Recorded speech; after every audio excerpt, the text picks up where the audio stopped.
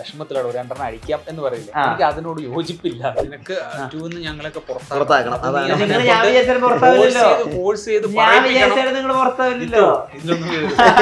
ദിലീപേട്ടൻ്റെ അടുത്ത് ചെന്ന് ഞാൻ ഈ കഥ പറഞ്ഞു. ഫസ്റ്റ് ദിലീപേട്ടനോട് നിനക്ക് ഈ കഥ എവിടുന്ന് കിട്ടിയോ? എന്തായിട്ട് അങ്ങനെ ചോദിക്കുന്നത്? ഇതെൻ്റെ അടുത്ത് രാജേഷ് രാഘവൻ എന്ന് പറയുന്ന റൈറ്റർ അദ്ദേഹം പറഞ്ഞു. അല്ല, ഇതേ കഥ മുമ്പ് ഞാനും ഉദയനും കൂടെ ഇരുന്ന് പ്ലാൻ ഉണ്ടായിരുന്നു. അതിൽ അമ്പിളിച്ചേട്ടനായിരുന്നു ആ ഹൗസ് ഓണറായിട്ട്. ബേസിലിൻ്റെ ഇൻ്റലിജൻസ് ആണ്. അതായത് is A very intelligent actor. കാരണം ഞാൻ വർക്ക് ചെയ്തപ്പോൾ എനിക്കറിയാവുന്നതാണ്. ഡിയർ ഫ്രണ്ടിൽ വർക്ക് ചെയ്യുന്ന സമയത്ത് എനിക്കറിയാം. ഇതിൻ്റെ സെക്കൻഡ് പാർട്ട് ടോട്ടലി വേറൊരു സർപ്രൈസ് ഉണ്ടായിരുന്നു. ഞാൻ വിശ്വസിക്കുന്ന ഒരു കാര്യം, ഇപ്പോൾ ലോക സിനിമ വന്നിട്ട് ഇത്രയും വർഷങ്ങളായി എല്ലാ കഥകളും ഇതിനോടകം പറഞ്ഞിട്ടുണ്ട്. അപ്പം നമ്മുടെ ഒരു വേർഷൻ അതിൽ ട്രൈ ചെയ്യാന്നുള്ളതാണ് നമുക്ക് ചെയ്യാൻ പറ്റുക. ഒരു വീഡിയോ ലൈബ്രറി ഉണ്ടായിരുന്നു അച്ഛൻ. അപ്പോൾ നിരന്തരം സിനിമകൾ കാണാനുള്ള അവസരം ഉണ്ടായിരുന്നു.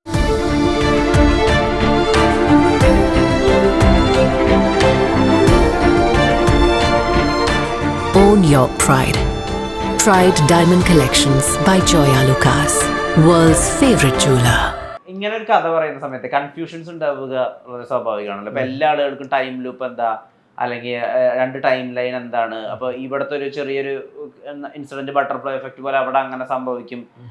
അത് മനസ്സിലാക്കാൻ മാത്രം ഒരുക്കമായിട്ടുള്ള ആളുകൾ തന്നെ ആയിരിക്കണം എല്ലാ അഭിനേതാക്കളൊന്നും നിർബന്ധമില്ല, അല്ലെങ്കിൽ ഇൻവെസ്റ്റേഴ്സും നിർബന്ധമില്ല. ബുദ്ധിമുട്ടായിരുന്നോ കൺവിൻസ് ചെയ്യാൻ? അല്ലെങ്കിൽ ഏതെങ്കിലും രീതിയിലൊരു മോഡ് ഉണ്ടായിരുന്നോ ഇങ്ങനെ ചാർട്ടൊക്കെ വരച്ചിട്ട്? അങ്ങനെയാണോ? ഇല്ല, ഞാൻ പറഞ്ഞല്ലോ, ഇപ്പൊ ഷോർട്ട് ഫിലിം തന്നെ പ്രൊഡ്യൂസറും ഷോർട്ട് ഫിലിം കണ്ടിരുന്നു, ആർട്ടിസ്റ്റുകൾ ഷോർട്ട് ഫിലിം കണ്ടിരുന്നു, ടെക്നീഷ്യൻസ് കണ്ടിരുന്നു. അപ്പം എപ്പോഴും ഞാൻ വിശ്വസിക്കുന്നത് ഒരു ഡയറക്ടർ ഉണ്ടാവുന്നത് ഒരു പ്രൊഡ്യൂസറും ആർട്ടിസ്റ്റുകളും ടെക്നീഷ്യൻസിനും അയാളെ ട്രസ്റ്റ് ചെയ്യുമ്പോഴാണ് ഒരു ഡയറക്ടർ ഉണ്ടാവുക. അപ്പോൾ അവർക്ക് ആ ട്രസ്റ്റ് ഓൾറെഡി ഉണ്ടായിരുന്നു. പിന്നെ ഡൗട്ട്സ് ചോദിക്കും കൃത്യമായിട്ട്, ഇന്ന എന്തുകൊണ്ട് ഇങ്ങനെ വന്നു എന്ന് ചോദിക്കും. അപ്പോൾ കൃത്യമായിട്ട് നമ്മൾ അതിനുള്ള ക്ലാരിറ്റി കൊടുത്താൽ അത് ഓക്കെയാണ്. പക്ഷെ അങ്ങനെ ഭയങ്കര ബുദ്ധിമുട്ടില്ലായിരുന്നു. അത്യാവശ്യം ക്ലാരിറ്റിയോട് തന്നെയാണ് മൊത്തത്തിൽ പോയിക്കൊണ്ടിരുന്നത്. ഈ മറ്റ് ഇങ്ങനെ കുറച്ച് ക്യൂരിയസ് ആയിട്ടുള്ള ആശയങ്ങളുണ്ടല്ലോ, ഇപ്പൊ lucid dreaming, parallel world, time travel, ആ ഏരിയകളിലേക്കൊക്കെ കൂടി ചിന്തകൾ പോകാൻ സാധ്യതയുണ്ടോ ഇനിയുള്ള അധ്യായങ്ങളിൽ? ഉറപ്പായിട്ടും എനിക്ക് ഞാൻ പറയില്ല, എനിക്ക് ആ ഒരു കൈൻഡ് ഓഫ് സിനിമകൾ, സീരീസുകളൊക്കെ ഭയങ്കര ഇഷ്ടമാണ്. അങ്ങനത്തെ സിനിമകൾ ചെയ്യാനാണ് ആഗ്രഹം. ഉറപ്പായിട്ടും ഇനി വരുന്ന സിനിമകളും അത്തരത്തിലുള്ള സിനിമകൾ ചെയ്യണം എന്നുള്ള ആഗ്രഹത്തിലാണ് നിൽക്കുന്നത്. ഇതിന്റെ സെക്കൻഡ് പാർട്ട് ടോട്ടലി വേറൊരു സർപ്രൈസ് ഉണ്ടായിരുന്നു.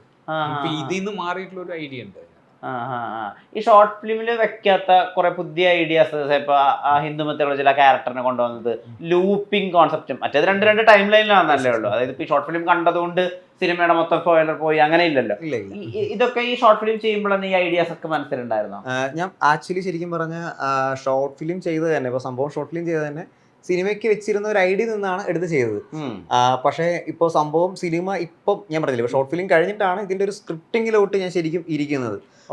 അപ്പം സിനിമയൊക്കെ വെച്ച ഐഡിയ ആണ്. പക്ഷേ സിനിമയുടെ ഫോർമാറ്റുള്ള സ്ക്രിപ്റ്റിങ്ങിലോട്ട് ഇരിക്കുന്നത് ഷോർട്ട് ഫിലിം റിലീസ് ചെയ്തതിന് ശേഷമാണ്. അപ്പോഴും ഇപ്പോൾ കാണുന്ന ഈ സിനിമയുടെ ആ ഒരു ഫോർമാറ്റ് ആയിരുന്നില്ല. ഞാൻ പല വേർഷൻസിലൂടെ പോയിട്ട് ലാസ്റ്റ് വന്നൊരു വേർഷനാണിത്. അപ്പം ഞാൻ ആദ്യം ഏറ്റവും മോശം വേർഷൻസിലൂടെയൊക്കെ ഒന്ന് പോയി നോക്കും, എന്നിട്ട് അത് ഒഴിവാക്കുക. പിന്നെ നമുക്ക് റിഗ്രറ്റ് അടിക്കരുതല്ലോ, അയ്യോ അത് നല്ലതാണോ എന്നൊരു പിന്നെ തോന്നരുത്. അപ്പോൾ ആദ്യം ഏറ്റവും മോശം വേർഷൻസ് ഒക്കെ എഴുതി മാറ്റി വയ്ക്കും. എന്നിട്ട് അങ്ങനെ ഒരു 4ാമത്തെ 5ാമത്തെ വേർഷനാണ് ഇപ്പം ഈ പറഞ്ഞ രീതിയിൽ വന്നിരിക്കുന്നത്.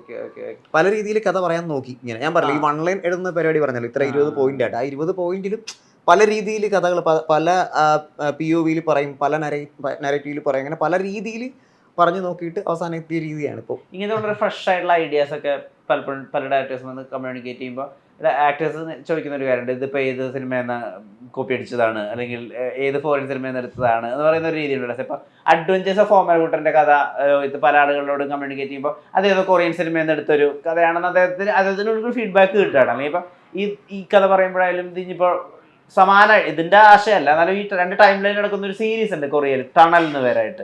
അപ്പൊ അതിൽ നിന്നാണോ എന്നൊക്കെ ആളുകൾ അങ്ങനത്തെ സംശയങ്ങൾ, അങ്ങനത്തെ ചിന്തകൾ, അങ്ങനത്തെ ചോദ്യങ്ങൾ നേരിട്ട് വന്നിട്ടുണ്ടോ?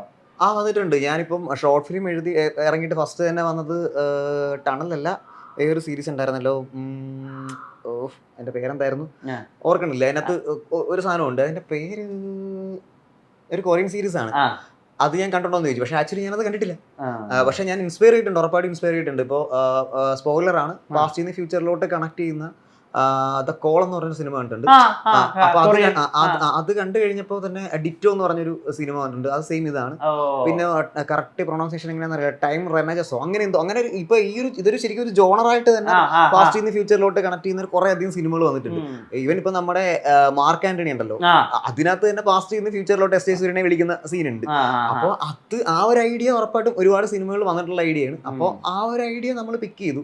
ഇപ്പോൾ ശരിക്കും പറഞ്ഞാൽ ഇപ്പൊ ഡാർക്ക് സീരീസ് ഭയങ്കരമായിട്ട് ഞാൻ പറഞ്ഞു, ഡാർക്കിന്റെ ലോസ്റ്റിന്റെയും ഭയങ്കര ഫാനാണ് ഞാൻ. അപ്പോൾ അത് ആ ഒരു കൈൻഡ് ഓഫ് സാധനങ്ങൾ റെഫറൻസ് എടുത്ത് വെച്ചിട്ട് തന്നെ ചെയ്തത്. പിന്നെ ഞാൻ വിശ്വസിക്കുന്ന ഒരു കാര്യം, ഇപ്പോൾ ലോക സിനിമ വന്നിട്ട് ഇത്രയും വർഷങ്ങളായി, എല്ലാ കഥകളും ഇതിനോടകം പറഞ്ഞിട്ടുണ്ട്. അപ്പൊ നമ്മുടെ ഒരു വേർഷൻ അതിൽ ട്രൈ ചെയ്യാന്നുള്ളതാണ് നമുക്ക് ചെയ്യാൻ പറ്റുക. അപ്പോൾ അങ്ങനെ പോയിന്നേ ഉള്ളൂ. ഫിലിമിൽ നിന്ന് ഡിജിറ്റലിൽ നിന്ന് ഇപ്പൊ AI ആ സിനിമ മൊത്തത്തിൽ മാറുന്ന എല്ലാ ഘട്ടങ്ങളിലും ഒപ്പം നിന്നിട്ടുള്ള, ഒപ്പം കണ്ടിട്ടുള്ള ഒരാളും കൂടിയാണല്ലോ വിനീതേട്ടൻ. ഇത് എല്ലാ കാലഘട്ടത്തും സിനിമയോട് ഒപ്പം നിൽക്കാൻ ഇപ്പൊ കൂടെ തുടങ്ങിയ പലരും പല വിദേശ രാജ്യങ്ങളിലൊക്കെ മറ്റു പല ജോലികളൊക്കെ ആയിട്ട് സെറ്റിൽഡ് ആയിട്ടുണ്ടായിരിക്കും. സിനിമ അവർക്ക് ഒരു പാസീവ് എന്റർടൈൻമെന്റ് മാത്രമായിട്ടൊക്കെ നിന്നിട്ടുണ്ടായിരിക്കും. വിനീതേട്ടൻ മാത്രം അത് അങ്ങനെ ചേർത്ത് പിടിക്കണം, അങ്ങനെ തോന്നാനുണ്ടായിട്ടുണ്ടായിരുന്ന ഒരു സാഹചര്യം എന്താ? എന്തുകൊണ്ടാണ്? ഇപ്പൊ മറ്റിഷ്ടങ്ങളും ഉണ്ടല്ലോ, ഇപ്പൊ ഡാൻസ് ഇഷ്ടമുണ്ട്, മറ്റ് ഇഷ്ടങ്ങളും ഉണ്ടല്ലോ, എന്നിട്ട് സിനിമയോട് മാത്രം എന്താ ഈ അധിക താല്പര്യം? പാഷൻ. അത് നമുക്ക് ഏത് പ്രായത്തിലാണെന്ന് അറിയില്ല. ചെറുപ്പത്തിലേ എനിക്ക് ഞാൻ സിനിമയിൽ അഭിനയിക്കാൻ വരുന്നതിന് മുമ്പ് തന്നെ സിനിമകൾ കാണുക, ആ കഥകൾ സ്കൂളിൽ പോയിട്ട് ഫ്രണ്ട്സുമായിട്ട് പറയുക, അങ്ങനെ ഒരു ഇഷ്ടമുണ്ട്. അത് കഴിഞ്ഞിട്ട് വീഡിയോ ലൈബ്രറി ഉണ്ടായിരുന്നു അച്ഛൻ. അപ്പോൾ നിരന്തരം സിനിമകൾ കാണാനുള്ള അവസരം ഉണ്ടായിരുന്നു. അത് കഴിഞ്ഞ് പിന്നെ ഒരു ഫെസ്റ്റിവലും ഞാൻ ഒഴിവാക്കാറില്ല. മാക്സിമം ഫെസ്റ്റിവൽസ് അറ്റൻഡ് ചെയ്യും. IFFK ആയാലും IFFI ആയാലും എന്നെ കൊണ്ട് പറ്റുന്ന സിനിമകളൊക്കെ കാണും. അൾട്ടിമേറ്റ്ലി ഞാൻ പറഞ്ഞില്ലേ, എനിക്ക് ഒരു ദിവസം സന്തോഷമാവാൻ ഒരു നല്ല സിനിമ ഉണ്ടാൽ മതി. അപ്പോൾ അങ്ങനെ പാഷനേറ്റ് ആയിട്ട് നിൽക്കുന്ന ഒരാൾക്ക് അതൊരു ഭാഗ്യമായിട്ട് കരുതുന്നു. പാഷൻ തന്നെ നമ്മുടെ ഒരു പ്രൊഫഷൻ ആവുക എന്ന് പറയുന്നത്. മൂഡ് ഫിക്സ് ചെയ്യോ സിനിമ? എങ്ങനെ? ഇപ്പോൾ ഭയങ്കര സങ്കടപ്പെട്ടിരിക്കുമ്പോൾ ഒരു സിനിമ കണ്ടാൽ സന്തോഷമാവുക, അങ്ങനത്തെ അവസ്ഥയുണ്ടോ? അതിപ്പോ ഞാൻ പറയില്ലേ, അതിപ്പോ നമ്മൾ ഭയങ്കര വിഷമത്തിലാണ്, ഒരു രണ്ടെണ്ണം അടിക്കാം എന്ന് പറയില്ലേ, എനിക്ക് അതിനോട് യോജിപ്പില്ല. കാരണം മൂഡ് മാറാനും അല്ലെങ്കിൽ മൂഡിനെ റിലേറ്റ് ചെയ്തിട്ടല്ല ഞാൻ പറഞ്ഞത്. അത് മാറാനുള്ള ഒരു സൊല്യൂഷനായിട്ട് സിനിമയോ അല്ലെങ്കിൽ അത് മാറാനുള്ള ഒരു സൊല്യൂഷനായിട്ട് ഇപ്പോൾ മദ്യപിക്കുകയോ ചെയ്യുന്ന ആളുകളില്ലേ, അതിൽ പെടുന്ന ഒരാളല്ല ഞാൻ. ഞാൻ ഡ്രിങ്ക്സ് കഴിക്കാറുണ്ട്, ഞാൻ സിനിമ കാണാറുണ്ട്. രണ്ടും എനിക്ക് സിനിമ കാണണം എന്നുള്ളൊരു ആഗ്രഹത്തിലാണ് സിനിമ കാണുന്നത്. ഇതെന്തിനും വേണ്ടിയിട്ടല്ല, അതിനൊരു പർപ്പസ് ഇല്ല. അതായത് ആ സിനിമ, ഞാനിപ്പോൾ ഒരു മേക്കറിൻ്റെ ഒരു നല്ലൊരു സിനിമ കണ്ടാൽ ഉടൻ IMDb പോയിട്ട് അദ്ദേഹം ചെയ്തിരിക്കുന്ന എല്ലാ സിനിമകളും ഞാൻ എടുത്തു നോക്കും.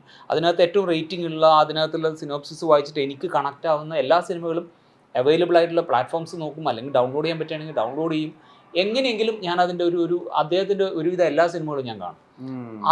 അതിനെ ചേസ് ചെയ്യുക എന്നുള്ളതാണ് എൻ്റെ ഐഡിയ. ഇപ്പോൾ ഒരു ആക്ടറിനെ ഭയങ്കരമായിട്ട് ഇഷ്ടമായാൽ അദ്ദേഹം ചെയ്ത സിനിമകൾ നമുക്കിപ്പോൾ ഈ പറയുന്ന ഗൂഗിളും ഇപ്പോൾ AI കൂടെ വന്നപ്പോൾ, ഇപ്പോൾ നേരത്തെ നീ ചോദിച്ചില്ലേ ഈ സിനിമയുടെ ഇതിനു മുമ്പ് ഏതെങ്കിലും സിനിമയായിട്ട്, നമുക്ക് വെറുതെ AI ചോദിച്ചാൽ മതി, AI പറഞ്ഞു തരും ഇതിനു മുമ്പ് എത്ര സിനിമകൾ ഇറങ്ങിയിട്ടുണ്ട്. കാരണം നമുക്ക് ഒരിക്കലും ഒരു ടോട്ടലി എന്താ പറയുക ഒറിജിനൽ എന്ന് പറയുന്ന ഒരു സാധനം നമുക്ക് സിനിമയിൽ ഇനി ഉണ്ടാക്കാൻ പറ്റില്ല. Originally hiding the source. അതൊരിക്കലും നമുക്ക് ചെയ്യാൻ പറ്റില്ല. കാരണം അതിന് എവിടെയെങ്കിലും ഒക്കെ കണക്ഷൻ ഉണ്ടാവും, അത്തരം സിനിമകൾ ഉണ്ടാവും. ഇപ്പം ഞാൻ ലാസ്റ്റ് ചെയ്തു, ഇപ്പോൾ പവി കാറ്റഗറി ഞാൻ ചെയ്യുന്ന സമയത്ത് കഥ പറഞ്ഞതിന് ശേഷം ഞാൻ നോക്കുന്നത് ഇതുപോലുള്ള സിനിമകൾ വേൾഡിൽ. അപ്പോൾ നോക്കുമ്പോൾ 76 തൊട്ട് എവറി 10 years ഇതേ കഥകൾ, അതായത് പരസ്പരം കാണാതെ പ്രണയിക്കുന്ന അല്ലെങ്കിൽ പരസ്പരം കാണാതെ കമ്മ്യൂണിക്കേറ്റ് ചെയ്യുന്ന രണ്ടാളുകളുടെ കഥകൾ ഓരോ 10 വർഷത്തിനിടയിലും പറഞ്ഞതായിട്ട് എനിക്ക് കാണാം. ഞാൻ അതിൻ്റെ ഒരു നോവൽ എടുത്തു, അതിന് വെച്ചിട്ടുള്ള ഒരു ഡ്രാമയുണ്ട്. അപ്പൊ ഇത്തരം പലതുണ്ട്. ബോഡിഗാർഡ് ചെയ്തിട്ടുണ്ടല്ലോ. ബോഡിഗാർഡിലുണ്ട്. അപ്പൊ ഇത് കഴിഞ്ഞിട്ട് ദിലീപേട്ടൻ്റെ അടുത്ത് ഫസ്റ്റ് കഥ പറയുമ്പോൾ എന്നോട് പറയുന്നത്, ഞാൻ ആദ്യം ലാലുവേട്ടൻ്റെ അടുത്താണ് പറയുന്നത്, ലാൽ ജോസ്. അപ്പൊ ലാലുവേട്ടൻ്റെ അടുത്ത് ഈ കഥ പറയുമ്പോൾ ലാലുവേട്ടൻ എന്നോട് പറയുന്നത്, ഞാൻ ഇതേപോലെ എൻ്റെ ഒരു ഫ്രണ്ട് ഇതേപോലെ താമസിച്ചിരുന്നു, ഞാൻ അന്ന് ആലോചിച്ചിരുന്നു ഇങ്ങനത്തെ ഒരു ഐഡിയ പിടിക്കണം. ദിലീപേട്ടൻ്റെ അടുത്ത് ചെന്ന് ഞാൻ ഈ കഥ പറഞ്ഞു ഫസ്റ്റ് ദിലീപേട്ടനോട്, നിനക്ക് ഈ കഥ എവിടുന്ന് കിട്ടിയത്? എന്തായിട്ട് അങ്ങനെ ചോദിക്കുന്നത്? ഇതെൻ്റെ അടുത്ത് രാജേഷ് രാഘവൻ എന്ന് പറയുന്ന റൈറ്റർ അദ്ദേഹം പറഞ്ഞാണ്. അല്ല, ഇതേ കഥ മുമ്പ് ഞാനും ഉദയനും കൂടി ഇരുന്ന് പ്ലാൻ ഉണ്ടായിരുന്നു. അതിൽ അമ്പിളിച്ചേട്ടനായിരുന്നു ആ ഹൗസ് ഓണറായിട്ട്. അങ്ങനെ അവരാലോചിച്ചിട്ടുണ്ട്. അപ്പോൾ ഇത് പല ഭാഷകളിൽ, പല രാജ്യങ്ങളിൽ, പല സ്ഥലങ്ങളിൽ പല ആളുകൾ ആലോചിച്ച ഐഡിയ ആണ്. പക്ഷെ അത് ഒരു സിനിമയായിട്ട് മാറാൻ നമുക്ക് അതിന് ഒരുപാട് ഘടകങ്ങൾ വന്നപ്പോഴാണ് അത് സിനിമയാകുന്നത്. പക്ഷെ നമുക്ക് അതിനകത്ത് നിന്ന് ഇപ്പം ഞാൻ നോക്കുന്നത് ഈ പറയുന്ന, ഞാൻ ഓരോ 10 yearsനകത്തും ഇറങ്ങിയപ്പോൾ, ഇപ്പം നീ പറഞ്ഞ ബോഡിഗാർഡ് എന്ന് പറയുമ്പോഴും എന്താണ് എൻ്റെ സിനിമ എങ്ങനെ മാറും, അല്ലെങ്കിൽ എങ്ങനെ മാറിയിട്ട് ചിന്തിക്കാം എന്നാണ് ഞാൻ നോക്കുന്നത്. അപ്പോൾ ഈ സിനിമകൾ, ഞാൻ പറഞ്ഞ എല്ലാ സിനിമകളും ഇൻക്ലൂഡിങ് ബോഡിഗാർഡ്, നിനക്ക് രണ്ടുപേരെയും കാണാം. അതായത് ഇപ്പുറത്തുള്ള ആളെയും അപ്പുറത്തുള്ള ആളെയും കാണാം. ഈ ആരൊക്കെ തമ്മിലാണ് ഈ കമ്മ്യൂണിക്കേഷൻ, അവർക്ക് പ്രേക്ഷകൻ അറിയാം ഈ രണ്ടുപേരാരാണ്, അവർ തമ്മിലുള്ള ഇതെപ്പോൾ ഇവർ ഒന്നിക്കും, ഇല്ലെങ്കിൽ ഇതെപ്പോൾ തിരിച്ചറിയും, അതാണ് അവിടുത്തെ കോൺഫ്ലിക്റ്റ്. പക്ഷേ പവി എന്താണോ കാണുന്നത് അതേ ഞാൻ പ്രേക്ഷകനെ കാണിക്കുള്ളൂ. അല്ലാതെ ഒരു രീതിയിലും ആസ് എ ഡയറക്ടർ ഞാൻ ഓഡിയൻസിനെ പറ്റിക്കുന്നില്ല. അതായത് അപ്പുറത്ത് മുഖം കാണിക്കാതെ എഴുതുന്ന പോലെയോ അല്ലെങ്കിൽ അങ്ങനെയുള്ള ഒരു ഫോർമാറ്റ് ഞാൻ അതിൽ ആദ്യമേ തീരുമാനിച്ചു. അപ്പോൾ ഞാൻ എൻ്റെ റെഫറൻസിലുള്ള ഒരു സിനിമയിലും അങ്ങനെ ഞാൻ കണ്ടിട്ടില്ല. എപ്പോഴും നമുക്ക് ഈ 2 ക്യാരക്ടറിനെയും കാണാം. അപ്പോൾ അതായിരിക്കും ഒരുപക്ഷെ ആസ് എ മേക്കർ എൻ്റെ ഹൈ. എങ്ങനെ ഇതിനകത്ത് നിന്ന് ആരും പറയാത്ത എന്ത് എലമെൻ്റ് എനിക്ക് പിക്ക് ചെയ്യാൻ പറ്റും. അത് റിസ്ക്കുമാണ്. ഒരുപക്ഷെ 2 പേരെയും ഞാൻ കാണിച്ചിട്ട് പറയുന്ന ഫോർമാറ്റ് ആണെങ്കിൽ ഒരുപക്ഷെ കുറേയും കൂടെ ആളുകൾക്ക് പെട്ടെന്ന് കിട്ടും. പക്ഷേ അങ്ങനെ കിട്ടാതെ ഇതെങ്ങനെ എൻഗേജിങ് ആക്കാം അതിനകത്ത്. അപ്പോൾ പവി കാണാത്ത ഒന്നും ഞാൻ പ്രേക്ഷകനെ കാണിച്ചിട്ടില്ല. അപ്പോൾ അതാണ് എനിക്ക് കിട്ടിയൊരു ഹൈ. അപ്പോൾ അത്തരത്തിൽ നമ്മളിപ്പോൾ ഒരു ഐഡിയ, ഇപ്പോൾ ഇത് പറയുമ്പോൾ ജിത്തു ഡാർക്ക് ഉണ്ട്, ലോസ്റ്റ് ഉണ്ട്, ഒരുപാട് സിനിമകളുണ്ട് ഇതേപോലെ ടൈം ലൂപ്പിലുള്ള, തമിഴിൽ ഇറങ്ങിയിട്ടുണ്ട്, മൾട്ടിവേഴ്സ് സിനിമകൾ ഹോളിവുഡിൽ, അങ്ങനെ ഒത്തിരി സിനിമകളുണ്ട്. പക്ഷെ അതിൻ്റെ കൂടെ അപ്പോൾ അതിൻ്റെ കൂടെ ഈ പറയുന്ന കാകഭൂഷണി എന്ന് പറഞ്ഞ് നമ്മുടെ മിത്തിലുള്ള ഒരു ക്യാരക്ടറിനെ പ്ലേസ് ചെയ്യുന്നതോട് കൂടിയിട്ട് ഒരു കാക്ക ഇതേപോലുള്ള ഒരു എലമെന്റ് ആയിട്ടുള്ള ഒരു സിനിമ വേൾഡ് സിനിമയിൽ കാണില്ല. കാരണം എന്ന് വെച്ച് കഴിഞ്ഞാൽ അതിനകത്ത് വന്നിരിക്കുന്ന ഒരു ബ്ലെൻഡാണത്. അത് ഈ മറ്റേ ചില കുക്ക് നല്ല ഫേമസ് ആയിട്ടുള്ള ഷെഫുകളൊക്കെ അവരുടെ അവസാനം സീക്രട്ട് ഇൻഗ്രീഡിയന്റ് എന്ന് പറയുന്ന പോലെ ഒരു ഇൻഗ്രീഡിയന്റ് ഉണ്ടാവും. അതിന് വന്നിട്ടുണ്ട്, പക്ഷെ ടൈം ട്രാവലിൽ വന്നിട്ടില്ല. ശരിയാ. അതായത് കാക്ക എന്ന് പറയുന്നത് കാക്കയും മനുഷ്യന്റെ ശരീരവുമുള്ള ഒരു ശില്പം. അതായത് കാകഭൂഷണി എന്ന് പറയുന്ന ഈ തുളസിദാസിന്റെ കൃതിയിലാണുള്ളത്. ആ ക്യാരക്ടറിനെ പിക്ക് ചെയ്തിട്ട് കൊണ്ടുപോയിട്ട് ഇതിൽ പ്ലേസ് ചെയ്യുകയും അതിനെ ബേസ് ചെയ്തിട്ട് ആ നേറ്റിവിറ്റിയിലേക്ക് കൊണ്ടുവരിക എന്ന് പറയും. ഈ ടോട്ടൽ നമ്മുടെ കൾച്ചറലി അത് ഭയങ്കര ഇൻട്രസ്റ്റിംഗ് ആണ്. അങ്ങനെ എന്തെങ്കിലും ഒരു ഹൈ ഉണ്ടാവും നമുക്ക് അതിനോട് നമ്മളെ അടുപ്പിക്കുന്നത്. ഇല്ലെങ്കിൽ എന്നെ സംബന്ധിച്ചിടത്തോളം എനിക്ക് ഭയങ്കര ഗിൽട്ടാണ് ഞാൻ വേറൊരു സിനിമയിൽ നിന്ന് ടോട്ടലി എൻ്റെ സിനിമ അങ്ങനെ തന്നെ ഉണ്ടാക്കുക എന്ന് പറയുമ്പോൾ എനിക്ക് അതിനകത്ത് എനിക്കൊരു ഹൈ ഇല്ല. ഒരു 3 ഗോ ടു സിനിമ പറയാൻ പറഞ്ഞാൽ 3 ഇഷ്ടപ്പെട്ട സിനിമയാണ്. ഗോ ടു സിനിമ എപ്പോ വേണമെങ്കിൽ കണ്ടിരിക്കാം, അങ്ങനെ കാണാൻ പറ്റുന്ന സിനിമ. എനിക്ക് എന്റെ ഇതിൽ പറയുകയാണെങ്കിൽ എനിക്ക് ദ സിക്സ്ത് സെൻസ് ഭയങ്കര ഇഷ്ടമുള്ള സിനിമയാണ്. പിന്നെ ചുരുളി ഭയങ്കര ഇഷ്ടമാണ്. പ്രേമം ഭയങ്കര ഇഷ്ടമാണ്. പ്രേമം എന്താ ഇഷ്ടം? അത് ഏത് പ്രത്യേകിച്ച് ഒരു കാരണമില്ല, ഭയങ്കര ഇഷ്ടമാണ്. ഓക്കെ, അങ്ങനെ 3 എണ്ണം പറയാൻ പറഞ്ഞു. ഇപ്പൊ മനസ്സിൽ തോന്നുന്നു പറഞ്ഞാൽ മതി. എനിക്കിപ്പോ പെട്ടെന്ന് ചോദിച്ചു കഴിഞ്ഞാൽ എനിക്ക് സാഗർ സംഗമം എനിക്ക് ഭയങ്കര ഇഷ്ടമാണ്. കമലഹാസൻ സാറിന്റെ സിനിമ, അതിനകത്തുള്ള പല മൊമെന്റുകളും. എനിക്കതല്ല, എനിക്ക് അതിനകത്ത് ഒരുപാട് മൊമെന്റുകൾ, സിന്ദൂരം ഇതാക്കണതൊക്കെ. അത് പിന്നെ അതിനകത്ത് പുള്ളി ഒരു ഭയങ്കര ആസ്പയറിംഗ് ഡാൻസറാണ്. അപ്പോൾ പുള്ളിക്ക് ഒരു പെർഫോമൻസ് ചെയ്യാനുള്ള ഒരു അവസരം വലിയ മാസ്റ്റേഴ്സിന്റെ കൂടെ പുള്ളി അറിയാതെ, അത് ജയപ്രദ മാഡം ചെയ്ത ക്യാരക്ടർ, പുള്ളിയുടെ ആ ബ്രോഷറിൽ പേജ് ഇങ്ങനെ മറിച്ച് നോക്കുന്ന ഒരു സീനുണ്ട്. ആ സീൻ ഞാൻ ഒറ്റയ്ക്ക് ഇരുന്നിട്ട് എൻ്റെ കണ്ണ് നിറഞ്ഞിട്ട് എത്രയോ തവണ ഞാൻ കണ്ടൊരു സീനാണ്. കാരണം ഭയങ്കര രസമായിട്ടുള്ള ഒരു ആക്ടർ എന്നുള്ള രീതിയിൽ. അതുപോലെ കെ വിശ്വനാഥ് സാറാണ് എൻ്റെ ഡയറക്ടർ. ഒരു ഡയറക്ടർ എന്നുള്ള രീതിയിൽ ഞാൻ അതിനകത്ത് നിന്ന് പോയിന്റ് ഔട്ട് ചെയ്ത് എടുക്കുന്ന ഒരുപാട് സാധനങ്ങളുണ്ട് എനിക്ക് പഠിക്കാൻ. അങ്ങനെയുള്ള സിനിമകൾ. പിന്നെ ഒബ്വിയസ്ലി മണിരത്നം സിനിമകൾ എപ്പോൾ വന്നാലും ഞാൻ ഇരുന്ന് കാണും. ബോംബെ ആയാലും ദിൽസി ആയാലൊക്കെ ഒരുപാട് തവണ കണ്ട സിനിമകളാണ്. പിന്നെ വേൾഡ് സിനിമകളുണ്ട്, അത് ഒരുപാട് സിനിമകളുണ്ട് എനിക്ക് ഇഷ്ടമുള്ള മേക്കേഴ്സുള്ള. കോയൻ ബ്രദേഴ്സിൻ്റെ സിനിമകൾ എനിക്ക് ഭയങ്കര ഇഷ്ടമാണ്. ഫർഹാദിയുടെ സിനിമകൾ, ഫർഹാദിയുടെ ഒരു വലിയ ഫാനാണ് ഞാൻ. അദ്ദേഹത്തിൻ്റെ സിനിമകളൊക്കെ മിക്കതും വീണ്ടും വീണ്ടും കാണുന്ന സിനിമകളാണ്. അങ്ങനെ ഒരുപാട് മേക്കേഴ്സുണ്ട് എനിക്കിഷ്ടമുള്ള. അവരുടെയൊക്കെ സിനിമകൾ എനിക്കിഷ്ടമാണ്. അല്ലാതെ ഒരു പെർട്ടിക്കുലർ സിനിമ എന്ന് പറഞ്ഞപ്പോൾ പെട്ടെന്ന് എനിക്ക് മനസ്സിൽ വന്നത് സാഗർ സംഗമമാണ്. ഇപ്പം ബേസിൽ അന്ന് ഫണ്ട് ചെയ്യുമ്പോൾ ഇത്രയും എക്സ്പ്ലോർ ആവാത്ത ഒരു സമയത്തായിരുന്നു. ഇന്ന് അദ്ദേഹം ഇന്ത്യയിലെ തന്നെ ഏറ്റവും അധികം ഓൾറെഡി ഉള്ള ഇന്ത്യയിലത്തെ സൂപ്പർ സ്റ്റാർസ് അഡ്മയർ ചെയ്യുന്ന ഒരു ആക്ടർ എന്നുള്ള രീതിയിലേക്കൊക്കെ എത്തിയിരിക്കുന്നു പോസ്റ്റ് പൊന്മാൻ. ബേസിൽ അങ്ങനെ എല്ലാവരിലേക്കും കണക്ട് ചെയ്യുന്ന, എല്ലാവരിലേക്കും ഇഷ്ടപ്പെടുത്തുന്ന ആ ഒരു എക്സ് ഫാക്ടർ എന്തായിരിക്കുന്ന ആയിരുന്നു തോന്നിയിട്ടുള്ളത്? ബേസിലിൻ്റെ ഇൻ്റലിജൻസ് ആണ്. അതായത് he's A very intelligent actor. കാരണം ഞാൻ വർക്ക് ചെയ്തപ്പോൾ എനിക്കറിയാവുന്നതാണ്, ഡിയർ ഫ്രണ്ടിൽ വർക്ക് ചെയ്യുന്ന സമയത്ത് എനിക്കറിയാം. കാരണം ബേസിൽ ഒരു മേക്കറും കൂടാണ്. അതിനപ്പുറത്ത് അവൻ കൃത്യമായിട്ട് കാര്യങ്ങൾ ഒബ്സർവ് ചെയ്യുന്ന ഒരാളാണ്. അപ്പോൾ ഒരു ക്യാരക്ടറിനെ ഏത് മീറ്ററിൽ പിടിക്കണം, ഒരു ക്യാരക്ടറിന് ഒരു ടോൺ ഉണ്ടാവും. ആ ടോണിലേക്ക് എത്ര പെട്ടെന്ന് ആക്ടർ അതിലേക്ക് എത്തുന്നു എന്നുള്ളതാണ്. ഇല്ലെങ്കിൽ നമുക്ക് ആദ്യത്തെ 2 ദിവസം ഷൂട്ട് ചെയ്യുന്നത് ചിലപ്പോൾ റീഷൂട്ട് ചെയ്യേണ്ടി വരും, കാരണം നമ്മൾ അതിൽ എത്തിയിട്ടുണ്ടാവില്ല. പക്ഷെ ബേസിൽ അത്തരത്തിൽ വളരെ കൃത്യമായിട്ട് ക്യാരക്ടറിനെ പിക്ക് ചെയ്യുന്ന ഒരാളാണ്. ഐ മീൻ എത്ര പെട്ടെന്ന് ക്യാരക്ടറിലേക്ക് എത്താം. ഇപ്പോൾ ഡിഫറെൻറ്റ് ചെയ്യുന്ന സമയത്ത് എനിക്കറിയാം ആദ്യത്തെ ദിവസം കഴിഞ്ഞ് 2ാമത്തെ ദിവസം തൊട്ട് ബേസിൽ എങ്ങനെയാണ് പിടിക്കുന്നത്. അപ്പോൾ അത് പെട്ടെന്ന് കിട്ടും അവന് ആ ഒരു സാധനം. അപ്പോൾ ആ രീതിയിൽ നോക്കിക്കഴിഞ്ഞാൽ പിന്നെ ഇതിൻ്റെ ഏറ്റവും അൾട്ടിമേറ്റ് ആയിട്ടുള്ള ഒരു കാര്യം എന്ന് പറയുന്നത് റൈറ്റ് ടൈമിൽ റൈറ്റ് സ്ക്രിപ്റ്റുകൾ നമ്മുടെ അടുത്ത് എത്തുക എന്നുള്ളതാണ്. ഇപ്പോൾ പൊന്മാൻ പല ആക്ടേഴ്സിൽ നിന്നും പോയി, പലരുടെയും ഡേറ്റിൻ്റെ പ്രശ്നങ്ങൾ, പലർക്കും ആ സിനിമ മനസ്സിലാവാതെ പോകുന്നു. ഫൈനലി ബേസിലെത്തുന്നു. ബേസിലിന് ആ സമയത്ത് ടൈമുണ്ട്, ബേസിൽ ആ സിനിമ ചെയ്യുന്നു. അതില്ലെങ്കിൽ ബേസിൽ ആ സിനിമയില്ല.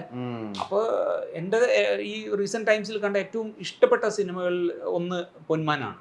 അതിന് മുമ്പ് കിഷ്കിന്ദ കണ്ട എനിക്ക് ഭയങ്കര ഇഷ്ടമായ സിനിമയാണ്, ലോക അടുത്ത കാലത്ത് ഇഷ്ടമായ സിനിമയാണ്. അപ്പോൾ അത്തരം സിനിമകൾ സംഭവിക്കുമ്പോൾ ഒരുപാട് ഘടകങ്ങളുണ്ട്. ഇപ്പോൾ ജിത്തു ഇങ്ങനെ ഒരു സിനിമ ചെയ്യണമെന്ന് ആലോചിച്ച് സംഭവം എന്ന് പറയുന്ന ഒരു ഷോർട്ട് ഫിലിം ചെയ്ത് ജിത്തു അതിന് വേണ്ടി എടുക്കുന്ന ഒരു സ്ട്രഗിൾ ഉണ്ട്, അതിനുവേണ്ടി നടക്കുന്ന ഒരു പെയിൻ ഉണ്ട്. അതിനിടയിലാണ് ഫഹദ് എന്ന് പറയുന്ന ഒരു പ്രൊഡ്യൂസർ അമേരിക്കയിൽ നിന്ന് ഈ ഷോർട്ട് ഫിലിം കണ്ടുപിടിച്ചിട്ട് നമുക്കിത് സിനിമയാക്കിയാലോ എന്ന് ചോദിക്കുന്നത്. അപ്പോൾ ഈ ഒരു ട്രാവലിൽ ഒരു സിനിമ സംഭവിക്കാൻ ഒരുപാട് ഘടകങ്ങൾ വരണം. അതേപോലെ ബേസിൽ എന്ന് പറയുന്ന ഒരു ആക്ടറിന് എക്സ്പ്ലോർ ചെയ്യാൻ ആ ക്യാരക്ടർ വരണം. അപ്പോൾ അത് വന്നപ്പോഴാണ് കിട്ടിയത്. അത് പിക്ക് ചെയ്യാൻ കറക്റ്റായിട്ടുള്ള, അതുകൊണ്ടാണ് ഞാൻ പറഞ്ഞത് ഹീസ് എൻ ഇൻ്റലിജൻറ്റ് ആക്ടർ എന്ന് പറയാൻ കാരണം കറക്റ്റായിട്ട് അത് പിക്ക് ചെയ്യാൻ അറിയാം ബേസിൽ നിന്നുള്ളതാണ്. പല ആക്ടേഴ്സിലും ഈ ഒരു ഇൻ്റലിജൻസ് മിസ്സാവുന്നുണ്ട്. അതായത് പുതിയൊരു സാധനം കേട്ടാൽ അല്ലെങ്കിൽ അതിനകത്ത് അവരുടെ ഒരു സ്റ്റാർട്ടത്തെ ഫുൾഫിൽ ചെയ്യുന്നുണ്ടോ, അല്ലെങ്കിൽ അതല്ലാതെ ആസ് എൻ ആക്ടർ ചിലത് അങ്ങനെയുണ്ടല്ലോ. നമുക്ക് ആ ഇൻ്റലിജൻസ്, ഞാൻ പറയുന്നത് ബേസിൽ നിന്ന് മാത്രമേ ഉള്ളൂ എന്നല്ല, അങ്ങനെ ഇൻ്റലിജൻ്റ് ആയിട്ടുള്ള ഒരുപാട് ആക്ടേഴ്സ് നമുക്കുണ്ട്. ഇപ്പം ഇങ്ങനത്തെ ഫ്രാഞ്ചൈസികളുടെ ഒരു പ്രത്യേകത, ഇതിൻ്റെ അടുത്ത ഘട്ടത്തിലേക്കൊക്കെ പോകുമ്പോൾ പലപ്പോഴും ഒരു സ്റ്റാറൊക്കെ അതിൻ്റെ കൂടെ അസോസിയേറ്റ് ആവും. ഇപ്പോൾ സ്ത്രീ യൂണിവേഴ്സ് ഒക്കെ എടുത്തു കഴിഞ്ഞാൽ ഏറ്റവും പുതിയ സ്ത്രീയിൽ ഇനി അങ്ങോട്ടേക്ക് കഥ കൊണ്ടുപോകുക അക്ഷയ് കുമാർ ആയിരിക്കും. അല്ലെങ്കിൽ ഇപ്പോൾ ഹിറ്റ് ഇപ്പോൾ ആദ്യമൊക്കെ തുടങ്ങിയത് റിലേറ്റീവ്ലി സ്റ്റാർ ഇമേജ് കുറവുള്ള ആക്ടേഴ്സിനെ വെച്ചിട്ട്, ഇപ്പോൾ അതിൻ്റെ ഇതിലേക്ക് വരുമ്പോൾ തേർഡ് ഫ്രാഞ്ചൈസിൽ സ്റ്റാർ ചെയ്ത് നാനിയാണ്, ഫോർത്തിലേക്ക് വരുമ്പോൾ അത് കാർത്തിയാവുന്നത്, ഇങ്ങനെ വലുതായി വരികയാണ്. അടുത്ത അദ്ദേഹം 2 സ്റ്റാറിനെ വെച്ച് അത് പുൾ ഓഫ് ചെയ്യാൻ അങ്ങനെ ഒരു പ്ലാൻ ഉണ്ടോ? ഇല്ല, ആക്ച്വലി ഞാൻ പറഞ്ഞില്ലേ, ഇപ്പം അധ്യായം 1 എടുക്കുന്ന സമയത്ത് തന്നെ എന്താ പറയുക, പല ഓപ്ഷൻസ് ഉണ്ടായിരുന്നു, കഥക്ക് പല ഓപ്ഷൻസ് ഉണ്ടായിരുന്നു.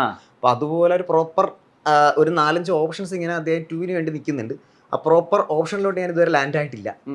അപ്പോൾ ഫസ്റ്റ് സ്ക്രിപ്റ്റിനാണ് ഫസ്റ്റ് പ്രയോറിറ്റി, അതിനുശേഷമാണ് അതിനകത്തേക്ക് എല്ലാം വരുന്നതെന്ന് ഞാൻ വിശ്വസിക്കുന്നു. പുതിയ സെറ്റ് ഓഫ് ഫാക്ടേഴ്സ് വരുമോ? ഇല്ല, ഞാനതും പറഞ്ഞില്ല, അതൊരു പ്രോപ്പർ ഫോർമാറ്റിലോട്ട് ആയിട്ടില്ല. ഇപ്പൊ ആയിക്കഴിഞ്ഞിട്ടാണ് നമുക്ക് അതിനെ പറ്റി ഞങ്ങളൊക്കെ പുറത്താക്കണം.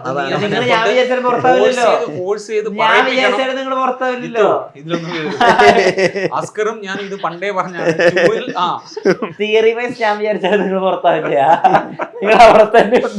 ഇല്ല, ഞാൻ തന്നെ ഇത് ജിത്തുവിനോട് പറഞ്ഞിട്ടുണ്ട്. ജിത്തു, കാരണം നമുക്ക് അതിനുള്ള സ്കോപ്പ്, പലരും ഈ ചോദ്യവും ഞങ്ങളുടെ അടുത്ത് പലരും പറയുന്നുണ്ട്, അടുത്തതിൽ ഇനി സ്റ്റാറിനെ വെക്കാലോ. അത് ജിത്തുവിന്റെ കോളാണ്. ഐ മീൻ, ഈ ക്യാരക്ടറിന് നമുക്ക് ഇങ്ങനെ ഒരാൾ വേണം എന്ന് കരുതിയിട്ട് റെജി വേറൊരാളാവില്ല, അല്ലെങ്കിൽ ആനന്ദ് വേറൊരാളാവില്ല. അടുത്ത ലൂപ്പിൽ അങ്ങനെ ഒരാളുടെ സ്പേസ് വരുന്നുണ്ടെങ്കിൽ ഡെഫിനറ്റ്ലി അത് പോകും. അതിനകത്ത് എന്താ പുതിയ ക്യാരക്ടേഴ്സിനെ കൊണ്ടുവരാൻ പറ്റും. അതിനകത്ത് നിലവിലുള്ള ക്യാരക്ടേഴ്സിനെ ഇതിന്റെ ഇടയിൽ നമ്മൾ കാണാത്ത ഒരുപാട് ടൈമില്ലേ. അതായത് ആ രാജാവിന്റെ കാലമുണ്ട്, അത് കഴിഞ്ഞിട്ട് പിന്നെ നമ്മുടെ മദാമ്മ വന്നിട്ട് വെടിവെക്കുന്ന കാലമുണ്ട്, അത് കഴിഞ്ഞിട്ട് ആനന്ദ് വരുന്നൊരു കാലമുണ്ട്, ഇതിന്റെ ഇടയ്ക്ക് റെജിയുടെ കുട്ടിക്കാലമുണ്ട്. ഇതിനിടയിൽ എത്ര കാലങ്ങളുണ്ട്. ഇതിലൊക്കെ ആരൊക്കെ വന്നിരിക്കാം, ആരൊക്കെ പോയിരിക്കാം. അപ്പോൾ അത് ഇനി ആ കഥ നിങ്ങൾ ഇതിനകത്ത് ഒരു ആനിമേറ്റഡ് ടൈം ഒരു കഥ പറയുന്നത്, ആ കഥയുടെ വിഷ്വൽ വന്നാൽ ഇനി ആരൊക്കെ വരാം. അപ്പൊ അങ്ങനെ സാധ്യതകളുണ്ട്, അത് അനന്തമായി കിടക്കുന്നു. അത് എങ്ങനെയാണ് ജിത്തു പിക്ക് ചെയ്യുന്നത് എന്നുള്ള പോലെ. ഇപ്പൊ ആസ് എ ഡയറക്ടർ ഏറ്റവും അധികം അസോസിയേറ്റ് ചെയ്യാൻ ആഗ്രഹിക്കുന്ന ആക്ടർ ആരാ? അങ്ങനെ ഒരു ആക്ടർ അല്ലടോ. ബേസിക്കലി എൻ്റെ സംബന്ധിച്ചിടത്തോളം എനിക്കൊരു കഥയിൽ ലോഞ്ച് ആയി കഴിഞ്ഞാൽ ഈ കഥയ്ക്ക് ഫസ്റ്റ് പ്രയോറിറ്റി എന്ന് പറയുന്ന ഒരു പ്രയോറിറ്റി ഉണ്ടാവും. ഇതുവരെ ഉണ്ടായതൊക്കെയും എനിക്ക് ആ ഫസ്റ്റ് പ്രയോറിറ്റി നടന്നിരുന്നു. അതുപോലെ അങ്ങനെ ഒരു കഥ ലോഞ്ചായി കഴിയുമ്പോൾ ഇത് ഇദ്ദേഹത്തെ വെച്ച് ചെയ്യണം, അദ്ദേഹത്തിൻ്റെ എന്തെങ്കിലും രീതിയിലുള്ള അവൈലബിലിറ്റി പ്രശ്നം ഉണ്ടാകുമ്പോൾ മാത്രമേ ഞാൻ അടുത്ത് ആലോചിക്കുള്ളൂ. അല്ലാതെ ഒരു ആക്ടറിനെ വെച്ച് ചെയ്യണം എന്നുള്ളത് ആലോചിച്ച് കഴിഞ്ഞാൽ അങ്ങനെ ഒത്തിരി ആക്ടേഴ്സ് ഉണ്ട് നമുക്ക് വർക്ക് ചെയ്യാം. പക്ഷേ അവർക്ക് പറ്റുന്ന, അല്ലെങ്കിൽ അവരെ നമുക്ക് എക്സ്പ്ലോർ ചെയ്യാൻ പറ്റുന്ന കഥകൾ കിട്ടണ്ടേ. അങ്ങനെ ഒരാൾക്കൊരു സാധ്യതയുണ്ട്, അൺഎക്സ്പ്ലോർഡ് ആയിട്ടൊരു ഏരിയ വേക്കൻ്റ് ആയിട്ട് അയാൾ ഇപ്പോഴും എടുക്കുന്നുണ്ട്, അങ്ങനെ തോന്നുന്ന ആക്ടേഴ്സ് ആരെങ്കിലും ഉണ്ടോ? അത് എന്താണെന്നറിയോ, അത് എല്ലാ ആക്ടേഴ്സിലും ഉണ്ട്. അത് നമുക്ക് പറ്റാത്ത പോകുന്ന ആക്ടേഴ്സ് എന്ന് പറയുന്നത് മമ്മൂക്കിയും ലാലേട്ടനൊക്കെയാണ്. കാരണം അവർ കൈവെക്കാത്ത ഏരിയകളില്ല. അതിനെ നമുക്ക് ചില ഷെയ്ഡ്സ് കൊടുത്ത് മാറ്റാം. ബ്രഹ്മയുഗം ചെയ്യുമ്പോൾ നമ്മൾ അതിനു മുമ്പ് അങ്ങനെ മമ്മൂക്കനെ കണ്ടിട്ടില്ല, കളങ്കാവിൽ ചെയ്യുമ്പോൾ അങ്ങനെ ഒരു മമ്മൂക്കനെ കണ്ടിട്ടില്ല. അപ്പോൾ അത് അവർ തരുന്ന ഒരു സ്പേസ് ആണ്. ഐ മീൻ, ഓക്കെ, ഈ കഥയിൽ എനിക്ക് ഇങ്ങനെ പിക്ക് ചെയ്യാം. കാരണം കളങ്കാവിലൊക്കെ എനിക്ക് എൻ്റെ സുഹൃത്തുക്കളാണ് അതിൻ്റെ മേക്കേഴ്സ്. അപ്പോൾ നമുക്ക് അതിൻ്റെ തുടക്കകാലം തൊട്ടറിയാം. അപ്പോൾ ആ കഥയിൽ നേരെ ഓപ്പോസിറ്റ് ആയിട്ടുണ്ടായിരുന്ന ക്യാരക്ടറിനെയാണ് മമ്മൂക്ക പിടിച്ചിട്ട് ഇപ്പുറത്തിടുന്നത്. അതായത് ഞാൻ ഇത് ചെയ്യാം എന്ന് പറയുന്ന ഒരു പോയിന്റിലേക്ക് എത്തുന്നില്ലേ, അത് ആ ആക്ടറിൻ്റെ പിക്കല്ലേ. അപ്പോൾ അത്തരത്തിൽ എക്സ്പ്ലോർ ചെയ്യുന്ന ഒരു ആക്ടർ നമ്മുടെ കൂടെ ഉണ്ടെങ്കിൽ നമുക്ക് അങ്ങനെയുള്ള ഡിഫറെൻ്റ് ആയിട്ടുള്ള കഥകൾ പറയാൻ പറ്റും. അല്ലെങ്കിൽ ചില ആളുകൾക്ക് അത് പറഞ്ഞാൽ കിട്ടില്ല നമുക്കത്, കാരണം അവരുടെ കംഫർട്ട് സോണിലായിരിക്കും അവരെപ്പോഴും നിൽക്കുക, ഉണ്ടാക്കുക. അപ്പോൾ അങ്ങനെ ഞാൻ പറഞ്ഞില്ലേ, ഒരു ആക്ടറിനെ എക്സ്പ്ലോർ ചെയ്യാൻ വേണ്ടി നമ്മളൊരു കഥ ഉണ്ടാക്കില്ല, ആ കഥയിൽ ആ ആക്ടർ ഇന്നാവുമ്പോഴാണ് അത് സംഭവിക്കുന്നത്. ഈ ആളുകളോട് ഇപ്പോൾ ഈ സിനിമയുടെ ഒരു പ്രത്യേകത തിയേറ്ററിൽ കണ്ടാൽ മാത്രമാണ് ഒരു പക്ഷേ ഇതിൻ്റെ ഒരു മുഴുവൻ എഫക്റ്റും മനസ്സിലാവുള്ളൂ. മാത്രമല്ല എന്തെങ്കിലും ഒരു ടേക്ക് അവേ ഉണ്ട്. അതായത് ഒന്നില്ലെങ്കിൽ എനിക്ക് ടൈം ലൂപ്പിൽ ഇഷ്ടം തോന്നാം, അല്ലെങ്കിൽ ഇതിലെ ഹൊറർ എലമെന്റിനോട് ഇഷ്ടം തോന്നാം, അല്ലെങ്കിൽ ഇതിൽ ഒരു ഇമോഷണൽ കണക്റ്റും ഉണ്ടല്ലോ, ഒരുപാട് മനുഷ്യബന്ധങ്ങൾ കൂടി ഇതിനകത്ത് പറഞ്ഞുകൊണ്ട്. അപ്പം എങ്ങനെയായാലും ഇത് ഒരു സൂപ്പർ മാർക്കറ്റിലെ പോലെ എന്തെങ്കിലും എടുത്തേ പോവൂ സംഭവം കണ്ടാൽ. അപ്പോൾ പക്ഷേ തിയേറ്ററിൽ എക്സ്പീരിയൻസ് ചെയ്യേണ്ട ഒരു കാര്യമാണ്. അപ്പോൾ തിയേറ്ററുകളിൽ ആളുകൾ വരേണ്ടതിൻ്റെ ഒരു പ്രാധാന്യത്തെ പറ്റി എങ്ങനെയാണെന്ന് പറയും? തീർച്ചയായിട്ടും ഞാൻ സിനിമ തിയേറ്ററിൽ തന്നെ എക്സ്പീരിയൻസ് ചെയ്യേണ്ട ഒന്നാണെന്നാണ് ഞാൻ വിശ്വസിക്കുന്നത്. അപ്പോൾ ഈ സിനിമയെ നമ്മൾ ഇനിഷ്യൽ റൈറ്റിംഗ് സ്റ്റേജ് തൊട്ടേ നമ്മളത് തിയേറ്ററിന് വേണ്ടി തന്നെയാണ് ഡിസൈൻ ചെയ്യുന്നത്. ഇപ്പം നമ്മളിത് നാളെ ഇതൊരു OTT-ൽ പോകുമ്പോൾ അല്ലെങ്കിൽ വേറെ പ്ലാറ്റ്ഫോമിൽ പോകുമ്പോൾ ആളുകൾ എങ്ങനെ ഇരുന്ന് കാണുന്നു എന്നുള്ള കാര്യം നമുക്ക് അറിയില്ല. ഇത് പ്രോപ്പറായിട്ട് ഞാൻ പറയില്ല, എൻ്റെ സൗണ്ടിൻ്റെ കാര്യങ്ങളാണെങ്കിലും വിഷ്വൽ കാര്യങ്ങളാണെങ്കിലും പ്രോപ്പറായിട്ട് ആൾക്കാർക്ക് കിട്ടണമെങ്കിൽ ഇതിപ്പോൾ ഒരു അറ്റ്മോസ്ഫിയർ ഒരു തിയേറ്ററിൽ ഒരു 4K പ്രൊഫഷണൽ തിയേറ്ററിൽ നിന്ന് കാണുമ്പോഴായിരിക്കും എക്സാക്റ്റ് നമ്മൾ ഉദ്ദേശിച്ചതിൻ്റെ ഒരു 90% എങ്കിലും ആൾക്കാർക്ക് കിട്ടുന്നു. ഇതെന്താ പറയുക വിഷ്ണു, നീ ആക്ച്വലി ഈ സിനിമ കണ്ട് ഇറങ്ങിയിട്ടുള്ള പ്രേക്ഷകർ ആയിട്ടുള്ള നമുക്ക് ഇൻസ്റ്റയിൽ സ്റ്റോറി ആയിട്ട് വരുമ്പോൾ നമ്മളത് ഷെയർ ചെയ്യുന്നുണ്ട്.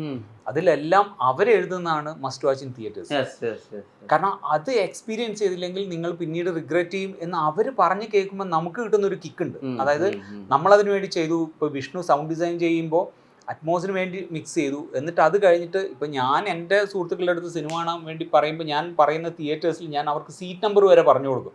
നിങ്ങൾ ഈ ഏരിയയിലുള്ള സീറ്റുകളിൽ ഇരിക്കണം പ്ലീസ് എന്ന് പറഞ്ഞിട്ട് ഞാൻ ബുക്ക് ചെയ്ത് കൊടുക്കുമ്പോൾ ഞാൻ അങ്ങനെ ബുക്ക് ചെയ്യും. കാരണം അത്ര രസകരമായിട്ട് സൗണ്ട് ഡിസൈൻ ചെയ്യപ്പെട്ട ഒരു സിനിമയാണ്. അത് തിയേറ്ററിൽ എത്തിക്കഴിയുമ്പോൾ അതിനകത്ത് ആ ലൂപ്പിലേക്ക് പ്രേക്ഷകനെ എത്തിക്കുക എന്ന് പറയുന്ന രീതിയിൽ ജിത്തു അത് മേക്ക് ചെയ്തിട്ടുണ്ട്. അപ്പം അത് എല്ലാ സിനിമയ്ക്കും അങ്ങനെ ഞാൻ പറയില്ല, അല്ലെങ്കിൽ അങ്ങനെ ടെക്നീഷ്യൻസ് പറയില്ല. ഇപ്പോൾ വിഷ്ണു പറയുന്നത് ഇപ്പം ഞങ്ങളോട് പോലും, ഇപ്പം എന്നോട് പോലും വിഷ്ണു പറയും, ചേട്ടാ ഇന്ന തിയേറ്ററിൽ പോയിട്ട് ആ സീറ്റിൽ ഇരുന്നിട്ട് കണ്ടിട്ട് ഒന്ന് പറയണേ എന്ന് പറയുന്നുണ്ട്. അത്ര അപ്പോൾ അത് സ്പെസിഫിക് ആണ്, നമുക്കിത് മസ്റ്റ് വാച്ച് ഇൻ തിയേറ്റേഴ്സ് ആണ് എന്നുള്ളത്. കാരണം അത് അങ്ങനെ നിർബന്ധമില്ല, അത് എക്സ്പീരിയൻസ് ചെയ്യണമെങ്കിൽ ചെന്നാൽ മതി എന്ന് മാത്രമേ പറയുള്ളൂ. എപ്പോൾ തുടങ്ങും ഈ രണ്ടാം ഭാഗം? ഇല്ല, ഞാനിപ്പോൾ എന്തായാലും അടുത്ത ആഴ്ച തൊട്ട് പതുക്കെ എഴുത്തിലൊന്ന് കുറച്ചുകൂടി സീരിയസ് ആയിട്ട് ഇരിക്കണം. ഈ വിജയം ഒന്ന് ആഘോഷിച്ചിട്ട് അവന് ഒരു കുറച്ച് റെസ്റ്റ് കൊടുക്കും. പാവം ഇവരുടെ ടീം അത്ര കഷ്ടപ്പെട്ടിട്ടുണ്ട് ഈ സിനിമ ഉണ്ടാക്കാൻ. നമ്മൾ വെറുതെ പറയുന്ന കാര്യമല്ല. കാരണം അവരൊരു ചെറിയ ടീമാണ്, ഐ മീൻ ചെറിയ ടീമാണ് എന്ന് പറയുന്ന ടീം എന്ന് പറയുന്നത് ചെറുതെന്ന് ഞാൻ പറയുന്നത് എന്തുകൊണ്ടാണെന്ന് വെച്ച് കഴിഞ്ഞാൽ അവരെ വിശ്വസിക്കുന്ന ഒരു വലിയൊരു സെറ്റപ്പ് ഇല്ലല്ലോ അവരുടെ കൂടെ. അതുകൊണ്ടാണ്. കാരണം അങ്ങനെ വിശ്വസിച്ചിട്ട് ഫഹദ് എന്ന് പറയുന്ന ഒരു പ്രൊഡ്യൂസർ വന്നു. പക്ഷെ എന്നാൽ പോലും ഇതിന്റെ തുടർന്ന് സിനിമകളുടെ ഇപ്പം ഞങ്ങൾക്ക് ഒരു റിലീസ് എന്ന് പറയുന്നത് ഞങ്ങൾക്ക് വേറൊരു ഫെസ്റ്റിവൽ സീസണിൽ നമുക്ക് റിലീസ് കിട്ടില്ല ഈ ഒരു സിനിമയ്ക്ക്.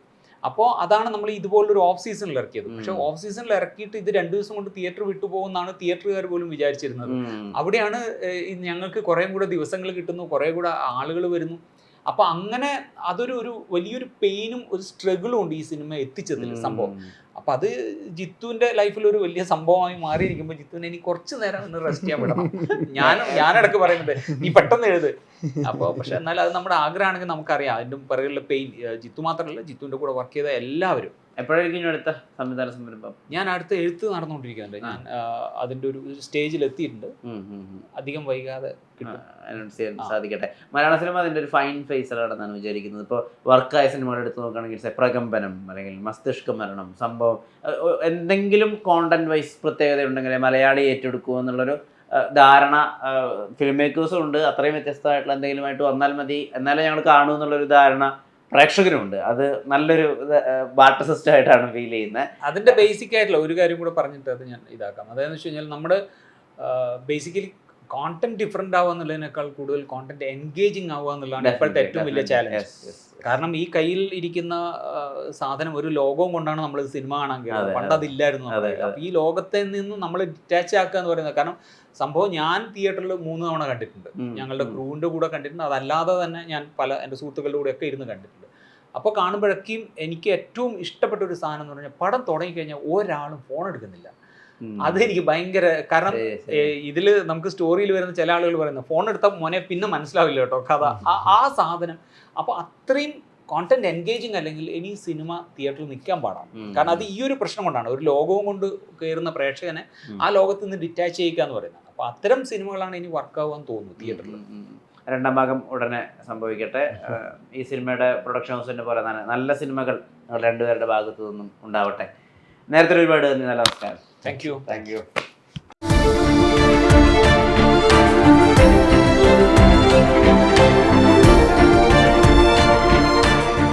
your pride.